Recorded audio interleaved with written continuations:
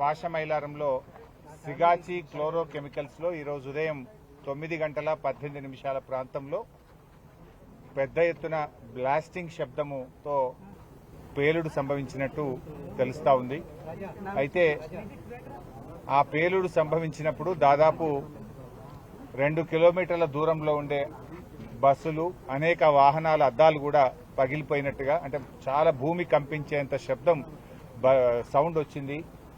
ఆ శబ్దం వచ్చినప్పుడు, ఆ బ్లాస్ట్ జరిగినప్పుడు కంపెనీలో మరి ఇక్కడ పనిచేస్తున్నటువంటి వర్కర్స్ చెప్తున్న దాని ప్రకారంగా 110 మందికి పైగా పనిచేస్తున్నారని, మరో 30 మంది ఆఫీస్ స్టాఫ్ పనిచేస్తున్నారని, 140 మంది వరకు కంపెనీలో పనిచేస్తున్నట్టుగా ఇక్కడ కొంతమంది వర్కర్స్ ఆ పేలుడు సంభవించినప్పుడు బయటకు పరిగెత్తుకి వచ్చినటువంటి వాళ్ళు కానీ, ఆ పేలుడు సంభవించినప్పుడు డ్యూటీలో ఉన్న ఒకరిద్దరిని కలిసినప్పుడు వాళ్ళు చెప్తా ఉన్నారు.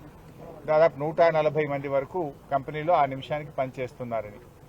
4 అంతస్తుల భవనం కుప్పకూలిపోయింది. కంప్లీట్ స్లాబ్ అంతా కూడా పడిపోయి నేలమట్టం అయిపోయినటువంటి పరిస్థితి ఉంది. ఇప్పటి వరకు అధికారులు చెప్తున్న దాని ప్రకారంగా 8 మంది మరణించారని, దాదాపు 26 మందిని ఆసుపత్రికి తరలించామని అధికారులు చెప్తా ఉన్నారు. మరి 8 + 26 అంటే 34 మంది.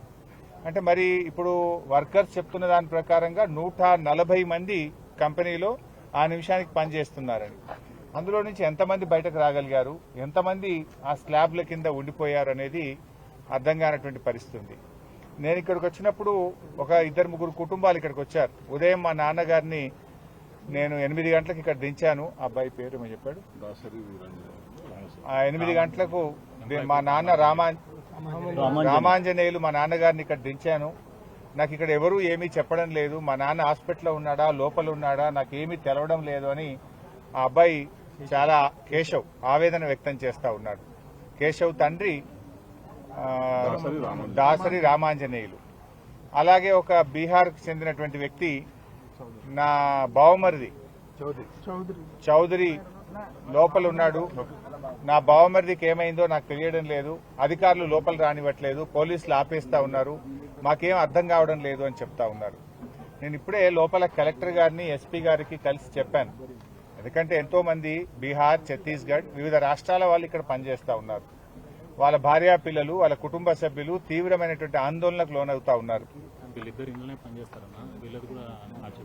అట్లీస్ట్ వీళ్ళిద్దరు కూడా నిఖిల్, రమ్య ఇందులోనే పనిచేస్తారు. వీళ్ళ ఆచూకీ ఇంకా తెలియడం లేదని వాళ్ళ కుటుంబ సభ్యులు కూడా వచ్చి చెప్తా ఉన్నారు.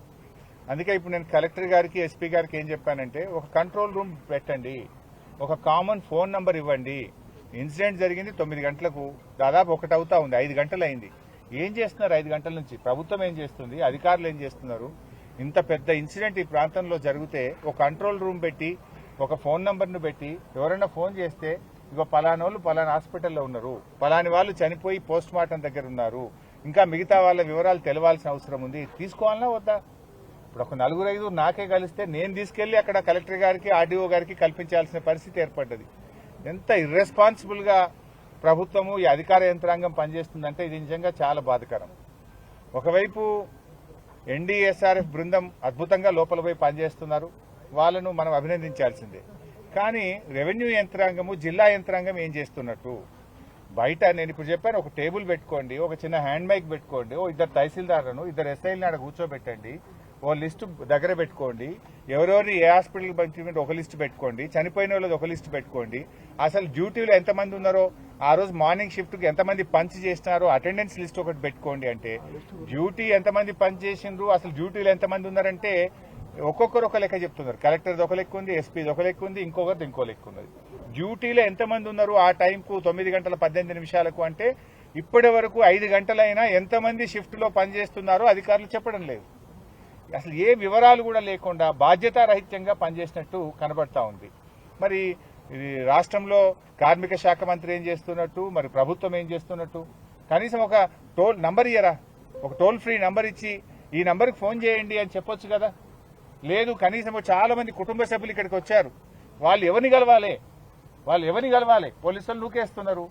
మా బావ ఏమైంది, నా భర్తకి ఏమైంది, నా బావమర్దికి ఏమైంది, మా తమ్మునికి ఏమైంది అని ఏడుస్తున్నారు. వాళ్ళు ఎవరిని కలవాలి, ఎక్కడ కలవాలి? కనీసం ఒక కంట్రోల్ రూమ్ పెట్టరా, ఒక 2 తహసీల్దార్లను కూర్చోబెట్టే బాధ్యత లేదా మీకు? ఓ హ్యాండ్ మైక్ పెట్టుకొని ఇక్కడ రండి బాబు అని సెట్లో చెప్పి ఎవరు ఫ్యామిలీ మెంబర్స్ వచ్చినా అది రాసుకుంటే అర్థమవుతుంటుంది. రేపు ఒకవేళ లోపల అదృష్టం బాగుండి బతికినా వాళ్ళకి అటాచ్ చేసి హాస్పిటల్కి పంపొచ్చు. ఇంకా బాధ కలిగేది ఏంటంటే ఈ చిన్న చిన్న ప్రైమరీ కేర్ హాస్పిటల్లో జాయిన్ చేసినారు, జరిగిందేమో బాంబ్ బ్లాస్ట్. 60-70% పైగా కాలి ఉన్నారు. అసలు మనిషి 30% పైగా కాలుతేనే లైఫ్ ఈజ్ ఇన్ డేంజర్. వాళ్ళని ఎక్కడ చేర్చాలి? కనీసం ఒక ఏఐజీ హాస్పిటల్లో, ఒక మీరు అపోలో హాస్పిటల్లో, ఒక యశోదాకో వాళ్ళని పంపించి కాపాడే బాధ్యత లేదా? ఒక కార్పొరేట్ హాస్పిటల్ పంపే బాధ్యత మీకు లేదా? ఏమైందమ్మా మీరు ఎందుకు పంపట్లేదు? ఇంకా ఈ చిన్న చిన్న హాస్పిటల్లో పెట్టారు, వెంటనే ఏఐజీకి పంపండి, వేర్ ఈజ్ యువర్ డిమాండ్ అని మేము ఇప్పుడు అధికారులను గట్టిగా అడిగాం. పంపుతాం సార్ అంటారు. ఎప్పుడు పంపుతారు? మీకు ఆ మొదటి గంట అనేది చాలా విలువైనటువంటిది. ఆ మొదటి గంట 2 గంటల్లో మీరు కరెక్ట్ గా ట్రీట్మెంట్ అందించగలిగితే ప్రాణాలు కాపాడగలుగుతాం. Golden hour, you are missing the golden hour. ఇప్పటిగా చిన్న చిన్న ఆసుపత్రుల్లో వేశారు, కనీసం అక్కడ స్పెషలైజ్డ్ డాక్టర్స్ ఉండరు. వాళ్ళని ముఖ్యమైన కార్పొరేట్ హాస్పిటల్ పంపించి వాళ్ళ ప్రాణాలు కాపాడే బాధ్యత ప్రభుత్వానికి, యాజమాన్యానికి లేదా? అంటే పూర్తిగా బాధ్యత రహిత్యం. వాళ్ళను మంచి ఆసుపత్రికి పంపడంలో ఫెయిల్ అయిపోయారు. వాళ్ళకి కనీసం సమాచారం అందించడంలో ప్రభుత్వం ఫెయిల్ అయిపోయింది. ఎంతమంది డ్యూటీలో ఉన్నారంటే చెప్పే పరిస్థితి లేదు, ఎంతమంది మరణించారంటే చెప్పే పరిస్థితి లేదు, ఎంతమంది బయటకు వచ్చారంటే చెప్పే పరిస్థితి లేదు. అంత గందరగోళమైన పరిస్థితి. ఇది పూర్తిగా రాష్ట్ర ప్రభుత్వ వైఫల్యం. ఇక్కడ కనీసం ఇంత పెద్ద బ్లాస్ట్ అయింది, ఒక ఫస్ట్ ఎయిడ్ సెంటర్ అనే పెట్టాలి కదా. కనీసం ఒక వెహికల్ తెప్పించి ఫస్ట్ ఎయిడ్ సెంటర్ పెట్టి ఆక్సిజన్ పెట్టి వాళ్ళని తీసుకువెళ్లాల్సిన బాధ్యత లేదా? Totally responsible. ఇది పాశమైలారం ఇండస్ట్రియల్ ఏరియాలో వరుసగా ఇది 3వ సంఘటన. ఈ ప్రభుత్వం వచ్చిన తర్వాత హత్నూర మండలంలో కూడా ఆ మధ్య ఒక బ్లాస్ట్ జరిగితే ఐ థింక్ 5 అనుకుంటా. ఆ రోజు 5 చనిపోయారు. 5 చనిపోతే ఆ రోజు కూడా ప్రభుత్వం పట్టించుకోలేదు. మరి ఏం వరుసగా బ్లాస్ట్లు జరిగి ఇంతమంది మరణిస్తా ఉంటే ఈ ప్రభుత్వానికి ఒక బాధ్యత లేదా? Is it not your responsibility to take care? ఈ సంఘటన మీద విచారణ జరపండి. ఈ బ్లాస్ట్ ఎందుకు జరిగింది? ఈ బ్లాస్ట్ లో ప్రభుత్వ అధికారుల నిర్లక్ష్యం ఉంది. సేఫ్టీ మెజర్స్ తీసుకోవడంలో ప్రభుత్వం పూర్తిగా ఫెయిల్ అయిపోయింది. ప్రభుత్వం ఎక్కడ కూడా బాధ్యత రహిత్యంగా ఉండడం వల్లనే ఈ వరుస సంఘటనలు జరుగుతూ ఉన్నాయి. మేనేజ్మెంట్ మీద కూడా కఠినమైన చర్యలు తీసుకోవాలి. దీని మీద పూర్తి స్థాయి విచారణ జరపాలి. చనిపోయిన కుటుంబాలకు ₹1 కోటి ఎక్స్గ్రేషియా అందించాలి. మరి గాయపడ్డ వారికి ప్రభుత్వం కార్పొరేట్ వైద్యాన్ని అందిస్తూ వారి కుటుంబాలకు ₹50 లక్షల ఎక్స్గ్రేషియా ఇవ్వాలని బీఆర్ఎస్ పార్టీ పక్షాన్ని డిమాండ్ చేస్తారు. స్థానిక మంత్రి, కలెక్టర్ అందరు లోపలనే ఉన్నారు. మరి లోపం ఎందుకు జరుగుతుంది? ఎందుకు ఆ కోఆర్డినేషన్ మిస్ అవుతుంది? లోపల మినిస్టర్ గారు అయితే నాకు కనబడలేదు. కలెక్టర్ గారు నేను అడిగాను, ఎంతమంది కలెక్టర్ గారు షిఫ్ట్ లో ఉన్నారు అంటే తెలియదు. మార్నింగ్ షిఫ్ట్ లో ఎంతమంది డ్యూటీలో ఉన్నారు? There is no answer from collector. అసలు ఏం జరుగుతుంది అంటే ఎవరి దగ్గర ఆన్సర్ లేదు. నేను చెప్పాను కనీసం ఒక కంట్రోల్ రూమ్ పెట్టండి, మీడియాకు ఒక ఫోన్ నంబర్ ఇవ్వండి, సో దట్ వాళ్ళ బంధుమిత్రులు ఫోన్ చేస్తారు. రిలీజ్ ఏ ఫోన్ నంబర్. ఎవరన్నా ఉంటే వాళ్ళు ఎవరికి ఫోన్ చేయాలి, ఎక్కడ ఫోన్ చేయాలి? కార్మికులు, పేదవాళ్ళు పొట్ట చేత పట్టుకుని బతకడం కోసం బీహార్ నుంచి, ఉత్తర భారతదేశం నుంచి వచ్చి ఇక్కడ పనిచేస్తున్నారు. వాళ్ళు ఎంత ఆందోళనలో ఉంటారు, వాళ్ళకి ఎంత టెన్షన్ ఉంటుంది, వాళ్ళు ఏ నంబర్కి మాట్లాడాలి, వాళ్ళు ఇక్కడ రావాలంటే ఎన్ని గంటలు పడుతుంది? ఒక నంబర్ను డిక్లేర్ చేస్తే మీడియాలో వస్తే వారి బంధుమిత్రులు దేశంలో ఎక్కడున్నా, హైదరాబాద్ లో ఉన్నా, ఇక్కడ పనిచేసే వాళ్ళైనా ఆ నంబర్కి ఫోన్ చేసి మాట్లాడగలుగుతారు. ఇంతవరకు ఒక నంబర్ ఇయ్యారు మీరు, ఇంతవరకు ఒక కంట్రోల్ రూమ్ పెట్టారు. ఇంత మేజర్ ఇన్సిడెంట్ జరిగితే గవర్నమెంట్ ఏం చేస్తున్నట్టు? అంటే ఈడ వచ్చి నిలబడడం కాదు కదా, సహాయక చర్యల్లో ముమ్మరంగా జరగాలి. తీవ్రంగా గాయపడ్డ వాళ్ళను కార్పొరేట్ ఆసుపత్రికి తీసుకుపోవాలి, అది జరగదు. కంట్రోల్ రూమ్ పెట్టరు, ఒక ఫోన్ నంబర్ ఇయ్యరు. ఏం జరుగుతుంది అన్నట్టు చేస్తున్నాం. అందరినీ కంట్రోల్ చేయడం, లోపలికి వెళ్ళి పోనీయకుండా ఆపడం ఇది కాదు కదా. You have to save the lifes, you have to enquiry the matter. Enquiry చేసి కఠినమైన చర్యలు తీసుకొని పునరావృతం కావద్దు. ఇది పాశమైలారంలో ఈ ఏడాదిలో 3వ సంఘటన. ఇది టోటల్ గా బాధ్యత. ఇప్పుడు ఏమైంది, మీకు లేబర్ డిపార్ట్మెంట్ కానీ, అదేవిధంగా బాయిలర్స్ డిపార్ట్మెంట్ కానీ, ఇండస్ట్రియల్ డిపార్ట్మెంట్ కానీ వాళ్ళు రెగ్యులర్ ఇన్స్పెక్షన్స్ చేయాలి, రెగ్యులర్ గా మానిటర్ చేయాలి. ఇలా ప్రజల జీవితాలతో, ప్రాణాలతో చెలగాట మాడలేం కదా. సంఘటన జరిగిన 4 గంటల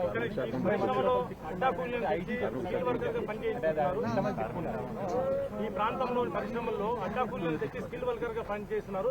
డెఫినెట్ గా అండి. ఇప్పుడు బాధ కలిగేది ఏంటంటే వర్కర్స్ ఏమో ఇంకా 80-90 మంది లోపల ఉన్నారు అని పాపం వర్కర్స్ చెప్తున్నారు. ఎగ్జాగరేట్ చేయొద్దు. ఒక బాధ్యతాయుతమైన ప్రజాప్రతినిధిగా మేము తొందరపడి మాట్లాడొద్దని మేము మాట్లాడట్లేదు. బట్ వర్కర్స్ హ్యావ్ సేయింగ్ అన్నా ఇంకా 70-80 మంది లోపల ఉన్నారు, ఆ 70-80 మంది పరిస్థితి మాకు ఆందోళనగా ఉంది అని బయటకు వచ్చినటువంటి వర్కర్స్ చెప్తా ఉన్నారు. ఇవాళ స్కిల్డ్ వర్కర్స్ పెట్టకపోవడం వల్ల కూడా ఈ సమస్య వస్తూ ఉంది. ఇలా కొంత బాయిలర్స్ దగ్గర పనిచేసే వాళ్ళు కానీ, రియాక్టర్స్ దగ్గర పనిచేసే వాళ్ళు కానీ వాళ్ళు క్వాలిఫైడ్ ఉండాలి, స్కిల్డ్ వర్కర్స్ ఉండాలి. కొంతమంది అడ్డా కూలీలను తెచ్చి ఎవరిని బట్టే వాళ్ళని అక్కడ పెట్టి పెట్టడం ద్వారా కూడా ఇటువంటి సంఘటనలు జరుగుతూ ఉన్నాయి. ఓవరాల్ గా దీని మీద పూర్తి స్థాయి విచారణ జరిపి ఈ కుటుంబాలని ఆదుకోవడంతో పాటు భవిష్యత్తులో ఇటువంటి పునరావృతం కాకుండా చూడాలి. ఈ ఏరియాలో 1-2 స్పెషల్ ఫైర్ స్టేషన్స్ కూడా, ప్రత్యేకమైన ఫైర్ స్టేషన్స్ కూడా పెట్టి ఇటువంటి సంఘటనలు జరిగినప్పుడు వెంటనే రెస్క్యూ ఆపరేషన్ జరిగే విధంగా కూడా ఆలోచించాలని ప్రభుత్వాన్ని కోరుతున్నాం. ఇక్కడ జరుగుతున్న లోపం మీద మీకు తదుపరి కార్యాచరణ మేము తొందరపడం సాబ్, ఎందుకంటే ఒకవైపు రెస్క్యూ ఆపరేషన్ జరుగుతూ ఉంటే ఎక్కువ పొలిటికల్ గా మాట్లాడడం కూడా బాధ్యత అనిపించుకోదు. మేము మొత్తం ఇదంతా రెస్క్యూ ఆపరేషన్స్ అయిపోయిన తర్వాత in detail we will respond.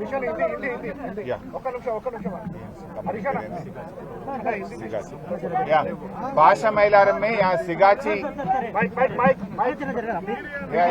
अरे भाई भाषा मैलारम एरिया में सिगाची क्लोरोकेमिकल्स में मॉर्निंग 9 बजे यहाँ पर ब्लास्ट हो चुका है। यहाँ के जो वर्कर्स बता रहे कि मॉर्निंग शिफ्ट में 140-150 लोग ड्यूटी में हैं। अभी तक तो 26 लोग हॉस्पिटल में ज्वाइन हुआ बोल के बता रहे, 8 लोग मर चुके हैं बोल के भी ऑफिसर्स ने बता रहे हैं। अब बाकी 50-60 लोग हॉस्पिटल में फैक्ट्री में अभी है।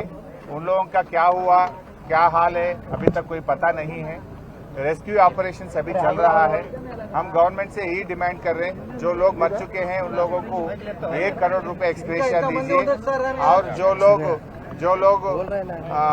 घायल हुआ है उन लोगों को 50 लाख एक्सग्रेशिया दीजिए। घायल हुए से लोगों को कारपोरेट हॉस्पिटल में फॉरेन ज्वाइन कराइए।